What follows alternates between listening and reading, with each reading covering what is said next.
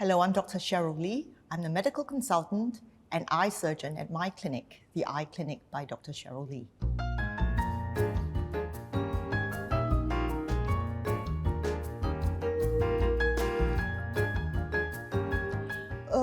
When would we start testing? For me, if you ask me, and this is very personal because it's what I've done for my own child, I've started him ever since he was able to read letters, numbers, and I guess I was fortunate because at 3.5, he could read letters.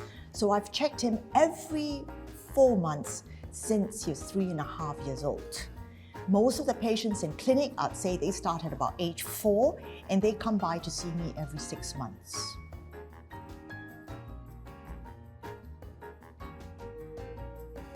I would say from my experience that most of the parents would never have guessed that the child can't see clearly. And for sure, the child would not complain. So oftentimes, if we're lucky, the parents might say, oh, he's walking quite close to the TV. That's different from before. But most of the time, we'd have to have a proper check.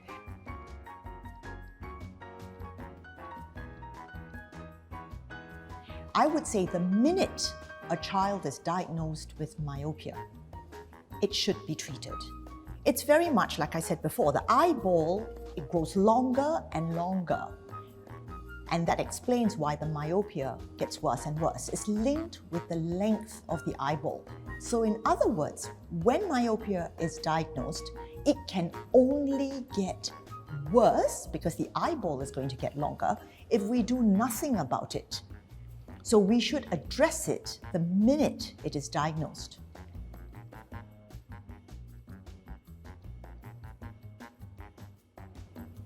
It's not all doom and gloom. There is hope. Myopia can be controlled, and you have a wide range of options. You could have myopia control glasses, atropine eye drops. There could be special contact lenses that are dual focus, daily disposable contact lenses called MySight. There's also a night contact lens called Ortho-K. And above it all, we do need to add on proper lifestyle habits.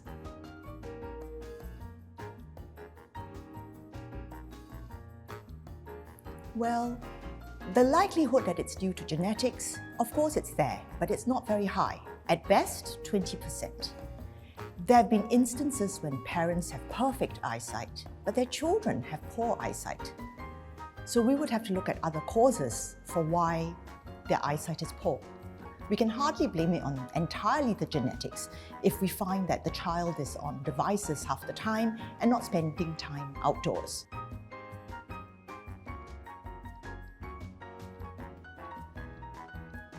I would say go outside, play in the sunshine, 2 hours a day. It is so important. The other thing is to minimize near work. So what is near work? So if we stretch our hand out, anything that's between the hand and the eye, that I consider as near. So that could be not just devices. It could be playing with Lego, toy cars, puzzles. So what is important, I think, or rather difficult for the parents, is to find the child things to do that doesn't involve near work.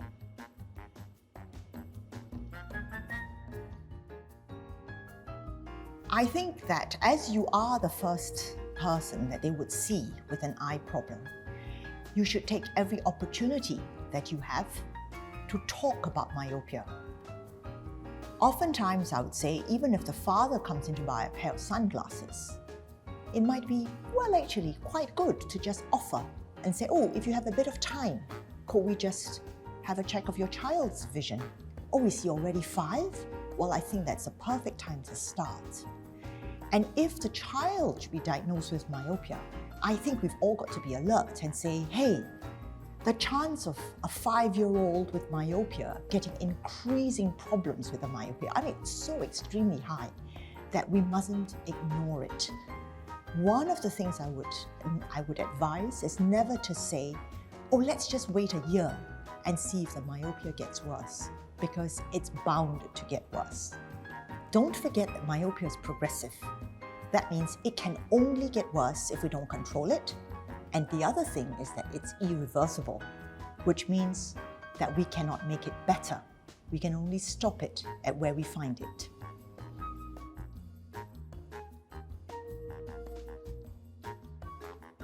I think really it sounds like it's been repeated 100 times, education. So fortunately for us, there have been learning platforms. Many companies, one of which is Priviledge, have had ways, either by videos, by plenary sessions, to teach us on the different ways of controlling myopia. The other one that I've done is to give talks to the Optometry Association. And if you would now with this COVID that we've not had any face-to-face meetings, I would say go to the website, my website, the Eye Clinic by Dr. Cheryl Lee on myopia control, because there you would have an unbiased opinion to the different forms of myopia control. And once you know what exists out there, what is available to the patient, you would be much more confident with bringing up the topic of myopia control.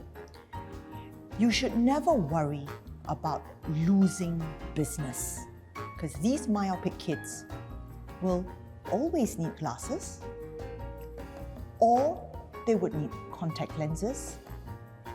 And many optometrists that I know are already prescribing MySight or the night contact lens, the Ortho K. So I think we're in this together to not just help the child see clearly, but also to stop the myopia from progressing.